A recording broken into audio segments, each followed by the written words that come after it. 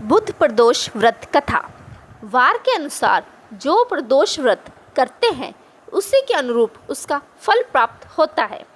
प्रदोष अथवा त्रयोदशी का व्रत मनुष्य को संतोषी एवं सुखी बनाता है। बुध त्रयोदशी प्रदोष व्रत करने से सर्व कामनाएं पूर्ण होती है। इस व्रत में हरी वस्तुओं का प्रयोग करना चाहिए। शंकर शिव जी की आराधना धूप बेलपत्र आदि से करनी चाहिए।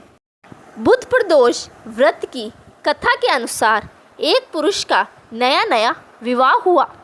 विवाह के 2 दिनों बाद उसकी पत्नी मायके चली गई। कुछ दिनों के बाद वह पुरुष पत्नी को लेने उसके यहाँ गया।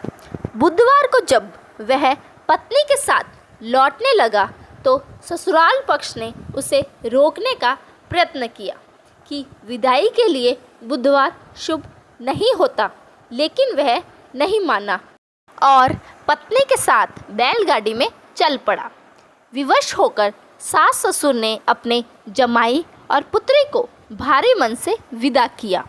नगर के बाहर पहुंचने पर पत्नी को प्यास लगी। पुरुष लोटा लेकर पानी की तलाश में चल पड़ा। पत्नी एक पेड़ के नीचे बैठ गई। थोड़ी देर बाद पुरुष पानी लेकर वापस लौटा। तब उसने देखा कि उसकी पत्नी किसी के साथ हंस हंस कर बातें कर रही है और उसने लोटे से पानी पी रही है। उसको क्रोध आ गया।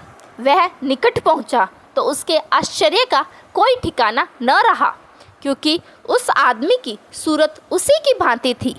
पत्नी भी सोच में पड़ गई। दोनों पुरुष झगड़ने लगे। धीरे धीरे वहाँ काफ़ी भीड़ एकत्रित हो गई और सिपाही भी आ गए।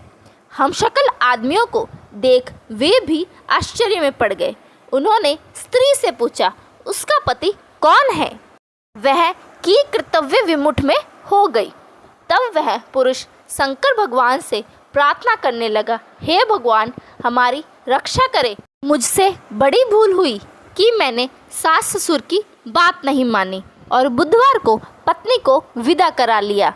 मैं भविष्य में ऐसा कदापि नहीं करूँगा। जैसे ही उसकी प्रार्थना पूरी हुई, दूसरा पुरुष अंतर्ध्यान हो गया। पति पत्नी सकुशल अपने घर पहुँच गए। उस दिन के बाद से पति पत्नी नियम पूर्वक बुध त्रयोदशी प्रदोष का व्रत रखने लगे। अतः बुध त्रयोदशी व्रत हर मनुष्य को करना चाहिए। यहीं पर हमारी बुध प्रदोष व्रत की कथा संपूर्ण होती है। उम्मीद है आप सभी को कथा पसंद आई। अगर आप सभी को कथा पसंद आई तो इसे लाइक करें और चैनल को सब्सक्राइब करना बिल्कुल ना भूलें। धन्यवाद।